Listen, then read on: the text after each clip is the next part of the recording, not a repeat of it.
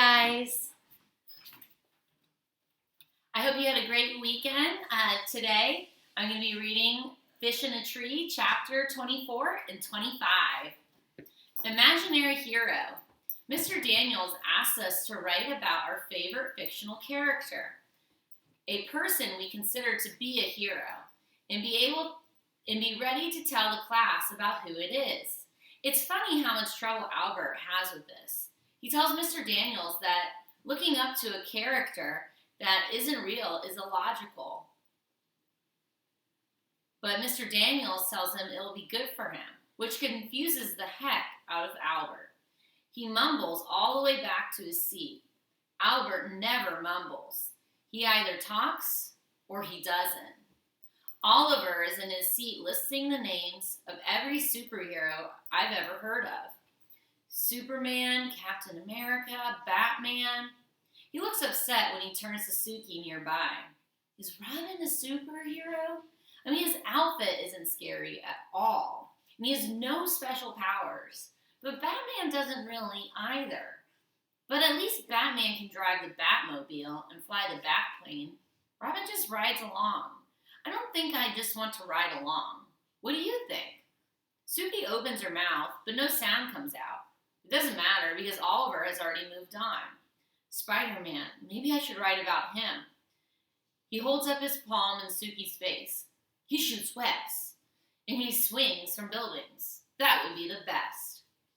Hey, freak, Shay whispers, glancing over at Mr. Daniels, who's working with someone at his desk to make sure he can't hear. We don't need to hear every word We don't need to hear every weird thought in your tiny little brain. We're trying to work. Oliver's face is unmoving until he says, if I were Aquaman, I would summon the piranhas to take you away. You could be their queen. Keisha starts laughing, and Mr. Daniels finally looks up. Keisha? She puts her arm down on her desk and leans her forehead against it, trying to stop laughing. The more she tries, the more Shay glares. With Mr. Daniels watching, most everyone goes back to their work. After a while, even Keisha does. But I keep looking around the room. I love how Albert can't choose one character while Oliver wants to write about everyone. However, I don't love how much trouble I'm having writing about my character. It makes me wish I were a fictional character. When Mr. Daniels calls me up to his desk, he's holding a paper. A teacher holding my paper is rarely a good thing, but Mr. Daniels doesn't cover my papers with red ink like other teachers. They used to look like they were bleeding. Mr. Daniels has written in green, and he apologizes for not being able to read my writing. He says that my character sounds really interesting, but he'd like to know some more. Will you read this out loud for me? Uh-oh. I take it, squeezing my eyes into slits, trying to read my own writing. I wait for him to pressure me harder, to do something I can't do. He slides the paper out of my hand. Well, he says, why don't you just tell me instead of reading? First of all, tell me your person's name. I feel such a relief that I'm afraid to blink. I hate this pressure, but this time I've been saved. I keep my voice down so no one can hear. It's Roy G. Biv. Oh wait, he says, like the colors of the color spectrum? I nod. He stares. Before he can tell me I've messed up the directions, I say, you said fictional. I figured you meant a book character like Alice from Alice in Wonderland, but Roy isn't real, and there isn't any other character that means as much to me as him. I love the colors, and I use them in my art, and art is about the only thing. I stop before I confess to feeling like a failure at everything else. That's clever, Allie, he tells me. I actually like that you chose someone who isn't a book character exactly. You think out of the box. I see a mind movie of me standing outside of a huge glass box. Everyone else is inside it, together. Do you know what it means to think out of the box? He asks. I shake my head. It means that you are a creative thinker. You think differently than other people. Great. Just once, I want to be told that I'm like everyone else. It's a good thing to be out of the box. People like that are world changers. Wait, his face doesn't look like this is a bad thing. Is that like setting the world on fire? I ask, smiling a bit. Exactly that. He nods. Then he stares at me long enough for me to wonder what he's thinking before sending me back to my seat. The next day, when it's time to tell the class who my character is, I begin by asking everyone what their favorite color is. It's fun. I think this part of being a teacher would be cool. I'd rather eat crayons than do the rest of it, though. I take out a color wheel that I made at home. It's white cardboard, and I've broken it into 7 pie-shaped pieces. I figured out that each angle has to be about 51 degrees to have 7 equal pie pieces. I used Travis's protractor to draw the lines exactly. Then I colored each piece with a different Roy G. Biv color, and I made them really dark. What colors do you get if you mix all the colors together? I ask. Most kids guess dark colors. My favorite color is white, I say, because it is a mixture of all of the colors. Albert nods a little. Shay tells everyone that that makes no sense, but I know the answer. If you mix the paint together, that's true, but if you're just talking about the colors, pure in nature, they make white when mixed together. I brought this wheel to prove it. I feel like a magician. I show them the wheel with all of its colors. Then I stick a paper clip that I've unbent through a hole in the center, and I spin the wheel. It turns white as it spins fast. As it slows down, the colors reappear. Jessica leans forward. That's pretty cool. Jessica looks at her. Shay looks at her with squinty eyes until Max agrees. Then she nods and agrees too. Are you going to give that away? Oliver asks. I hesitate. I wasn't going to. I look down at it, but I guess I could. You like that, huh, Oliver? Mr. Daniels asks. I'd give it to my bus driver. She likes things with rainbow colors. Well, that's thoughtful of you, Oliver, Mr. Daniels says. I sit down at my desk thinking about whether I should give the colored disc to Oliver. Jessica and Shay are talking behind me. Can I have another bracelet? Jessica asked Shay. I don't think so. I can hardly keep up with people wanting them. Besides, you already have enough. Well, I wouldn't mind another. There is a pause, and I want to turn around, but I'm not supposed to be listening in.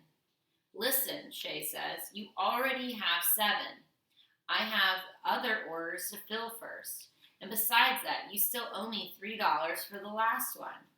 I'm not giving you another one until you pay me for what's already on your wrist. Wait, I whip around. I can't help it. You charge your friends for those friendship bracelets? Eavesdrop much? Yeah, so what? You want one? Jessica leans forward. Wait, you're going to give her one? No, idiot, I'm not going to give her one. She's going to pay me. But you know what? Allie should pay me more. A lot more. She turns to me. $10. I laugh. No, thanks. I'd rather wear handcuffs. I can't believe Shay charges her friends for something that's supposed to stand for loyalty and friendship. And I can't believe they've paid. You're such a dope, Allie Nickerson, Shay says. I look over at Keisha and Albert and realize that I have been. I've been lucky all along, but just didn't see it. Chapter 25. Celebration or devastation? Mr. Daniels is wearing a tie with little trophies on it. Also, he has a goofy smile on his face. Even goofier than most days. Okay, my Fantasticos, there is one among you who is even more fantastic than usual, and that's hard to do. So we are going to celebrate. You see, when you all wrote those nature poems the other day, you had all been secretly entered in He puts his arms up and raises his voice. The first annual Fantastico Poetry Award! Oh, great. Another thing for Shay to brag about. I look over at Albert and hope he has won instead. He's hoping so too. I can tell by how he pulls his chair in more, like he's getting ready. I think that Suki has a pretty good shot as well. So Mr. Daniels begins. This poem is a splendid surprise. Great work, and I'm very happy to give the first annual Fantastico Poetry Award to... I watch Shay out of the corner of my eye. If she wins, we'll never hear the end of it. What she does doesn't make sense. She shows surprise, but it's followed by disgust. Mr. Daniels' hand on my shoulder makes me jump. Congratulations, Allie, Mr. Daniels says. This can't be. It's too early for April Fool's Day. I look over at Albert and Keisha, wondering if they've put a poem in with my name on it. Mr. Daniels takes a step back and says, come on, come claim your prize. Prize? I swallow hard. Mr. Daniels stands at the front of the room, waving me up. Well, what are you waiting for? I stand and walk toward him like the floor will swallow me up. I turn toward the class, and he puts a hand on my shoulder. He holds the poem in his hand. I look and see it is actually mine. Maybe I was just having a good day. I mean, it's about time I have a good day for once, right? Happiness seeps in. Have I really won an award? The thought of that would have been something for my sketchbook of impossible things before now. Me. So Allie is our first poetry winner for her piece entitled Rain, Rain. He turns to me. Do you want to read it, or shall I? The paper crinkles in my hand. I'll read it, I say, happy that I have it memorized. Rain, rain, falling down, down, down on the ground. All the birds go in the trees. They don't like the rain, you see. It doesn't take long to say, but it took me a long time to write. But now it's all worth it. There is silence until Mr. Daniels motions to everyone to applaud. Albert and Keisha clap loudest. Mr. Daniels motions again, and their applause gets louder. Oliver slaps his desk until Mr. Daniels, pulling on his ear, calms him down. Looking over the class, I remember some of the other poems I heard people working on. Really good poems. And then the whole thing hits me. I finally get it. Mr. Daniels holds out a certificate with fancy letters and swirls around the edges.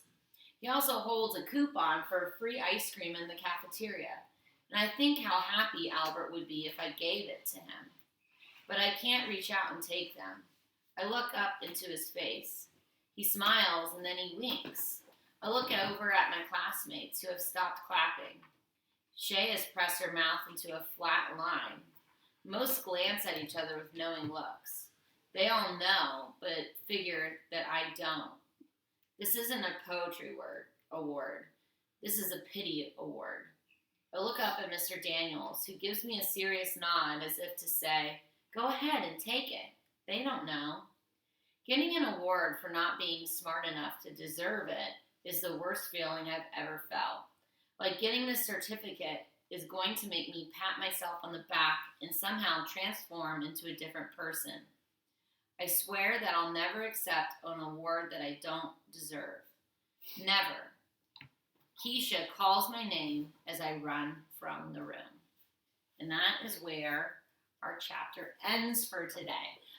Our questions will be in Google Classroom, so go ahead and go on over there and check them out. All right, bye guys.